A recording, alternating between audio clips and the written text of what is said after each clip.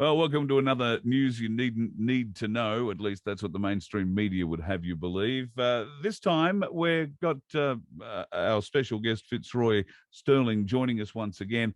Thanks, Fitzroy, for coming on. We've decided we're going to do something a little bit different because, we use a lot of words, and we are discovering every time we talk that words mean things. And unfortunately, we've forgotten or had hidden from us the things that those words really mean. So before you can really understand Magna Carta 1215, you need to understand some of the words that are going to be used in there and their real definitions. So we thought we'd do a little series on words that mean things. And this is all about lesson one. We're going to have a bit of a chat about law. All right. Well, thanks for inviting me, Carl. Let's get that first slide up and get cracking. Righto. So law, an existing condition that is both binding and immutable, exists both in the present and in perpetuity. So in perpetuity there is defined. What about immutable? Yeah. So immutable means that it cannot be denied. Like there's like a discoverable evidence, if that sort of makes sense. Righto. So an existing condition that is both binding and immutable. It exists in present and in perpetuity. So that means that it is a law that is now and forever, and at this point at least cannot be changed by legislation. Yeah, well, it can't be. There's no power that any living being has to change a law. And like I've used that one about the laws of physics before.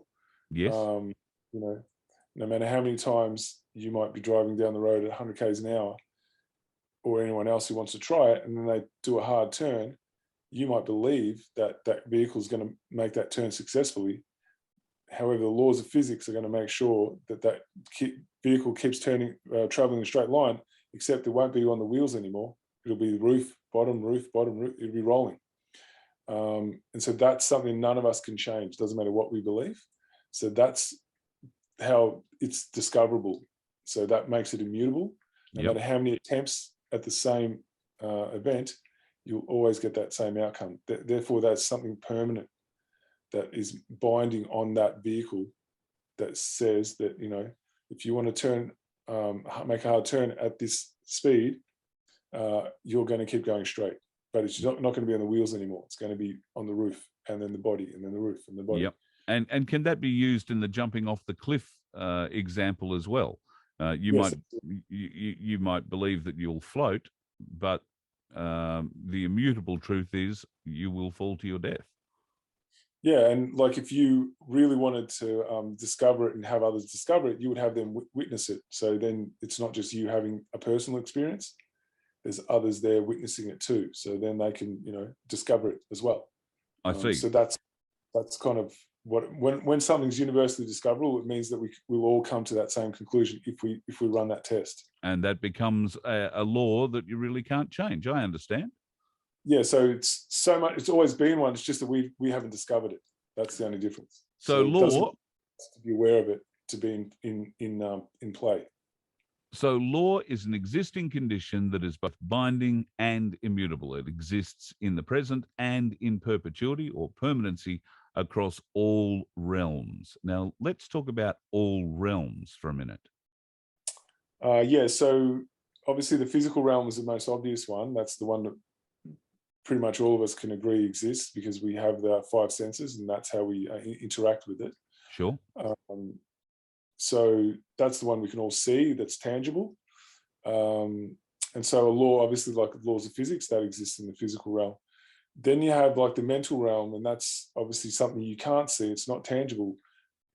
However, at the same time, most of us know that we have thoughts. That's pretty clear. Yeah. If we have thoughts, we wouldn't be able to speak. I mean, everything sort of starts there, but you can't see your thoughts. And so that's another realm. It's just that you can't actually see, touch, taste, smell this realm. Yeah. And so law exists in that realm as well. And then you've got the spiritual realm too. And same thing, it's not tangible. Yet we are bound, you know, in all aspects of our consciousness are all bound to this one universal truth, which is a law. And it's always constant, it never changes. doesn't care about your opinion. It doesn't play favorites, none of that. It's just we're all equally bound by it in the same way. So that's what a law is. It's something that's out of our control, yet it is responsible for the outcome of what happens when we do certain actions and so forth. Do we have a second slide? Let me just have a look. Natural law. Okay, so well, let's talk a bit about natural law then. A system of dynamics built into the universe that are binding and permanent, a body of universal spiritual laws that act as the governing dynamics of consciousness. So that's pretty much, if you like, the university speak for what you've just said, isn't it? Yes, I mean, natural law, they're interchangeable really, because that is the actual world we live in. Something or some force, and it's too hard to say what it is because that's a belief more than it is for me to be able to prove, has created this system of dynamics that was there well before we were. Mm-hmm. And it's like it's created two sort of parallels, like two polar opposites, like just like there's a night and there's a day, there's a hot and there's a cold, a yin and a yang. Yes. And so the idea is, the reason why that exists is because it's about finding that fulcrum, the pivot point, the balance point. That's the point of understanding and knowing that exists, is that you're working always to stay in the middle. If you understand it. If you don't, you'll usually stick on one side or the other and float in between, but rarely will you find that center point. And if you don't find that center point, then you're living in chaos. And usually there's lots of violence involved in there as well. So that's what we as a people don't understand on a collective level, hence the chaos that we've been living in for centuries and now has come to fruition in the worst possible way. It's because we don't really understand. We've been disconnected from that which we are bound to, and our consciousness is not at that level where it's actually able to grasp. That's how freedom happens, is to understand that your life needs to find the balance between those two extremes, and the way that we interact with each other needs to live inside that space of balance. That's right. There needs to be, look, it's not even, well, I'm sure it starts with forgiveness, but it's much stronger than that. It's a recognition that every soul on earth is related.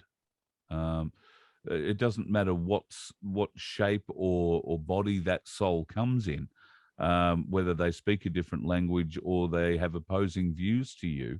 At the end of the day, we are all souls. And that is what unites us. We must find that common ground.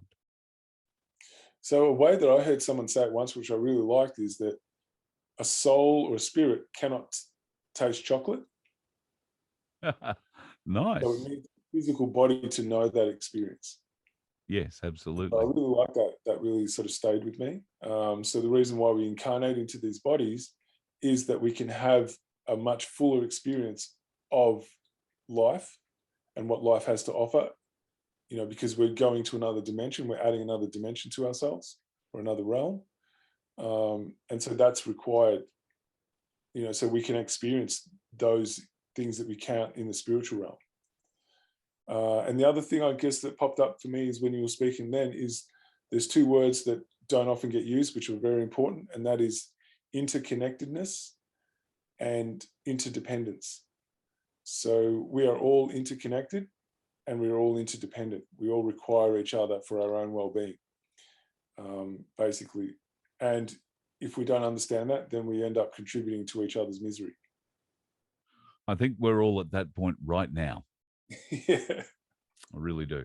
All right, Fitz, that's a nice way to kick off lesson number 1. All righty.